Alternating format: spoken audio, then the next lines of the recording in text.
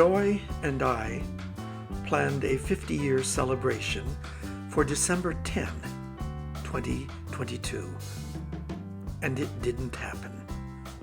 Why? Of course, COVID. So we rescheduled the event for February 18, and it did happen.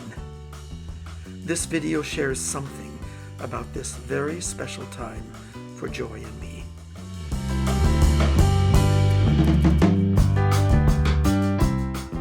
My sister-in-law Betsy and others of the family helped in the preparation, and my cousin David made the cake.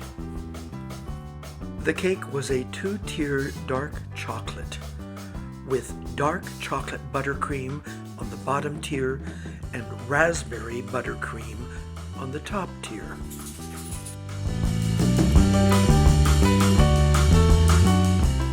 It was delicious. Here's what I had to say about it. What do you think of it, though? What do I think of it? I was brought to emotion and almost tears when David was putting it up. I was so grateful that he was willing to do that. So grateful. Thank you, David, for this act of love.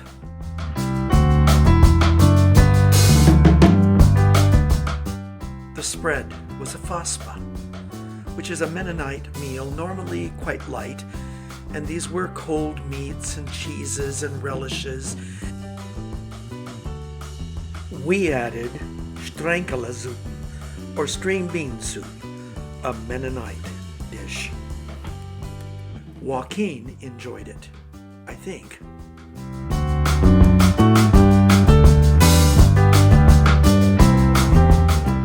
Our event took place in the fellowship hall at the Laverne Church of the Brethren.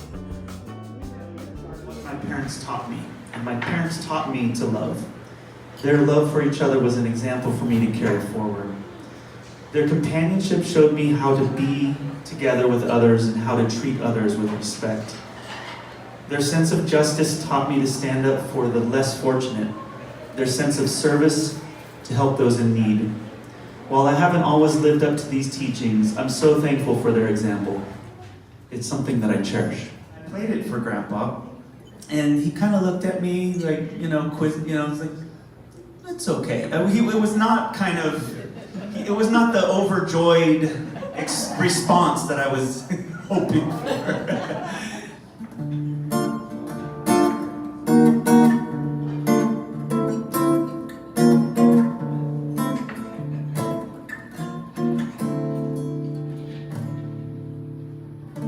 One day at a time, sweet Jesus, that's all I'm asking from you.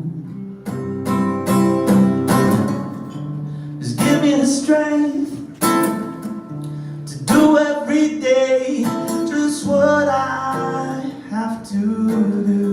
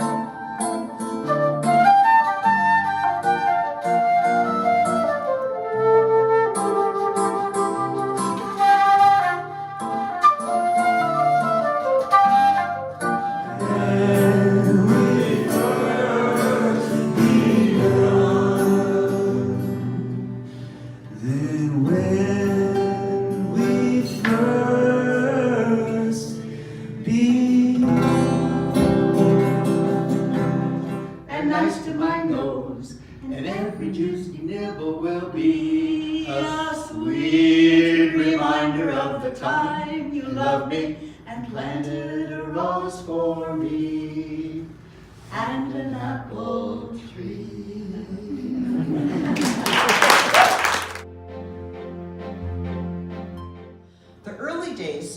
of marriage for me were heady, a time of difficult adjustments, learning to live closely with another human being, and dealing with a hofer. Very early in our marriage, I really was really upset about something that happened. I jumped into our car and I drove almost the way home to my parents' house, ready to just quit the whole thing. On the way, I pulled over, and I was about 3/4 of the way there, to the side of the road on the edge of a dusty vineyard. I stopped the car and thought about what I was doing.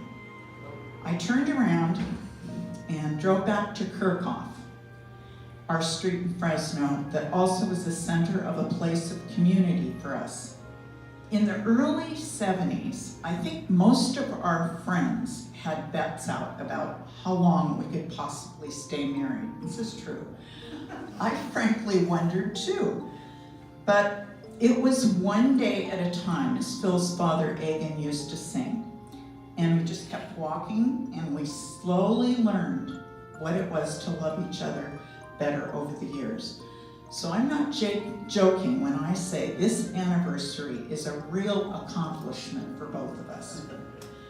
The next phase of our lives, 12 years with Mennonite Central Committee, MCC, were good years and very definitely life-changing. Jeremy was with us by then, and Emily was born in Guatemala. These two human beings have always been shining lights of joy and love for both Phil and me, and I really mean that. We hold in our hearts so many memories of the loved ones, including parents, sisters and brothers, and all of you who are here as part of our larger family. Loved ones who have lent a helping hand, said an encouraging word, prayed a prayer for us, shared a meal with us, and gave us the strength we needed to get to this day of sweet celebration. Thank you to each one of you.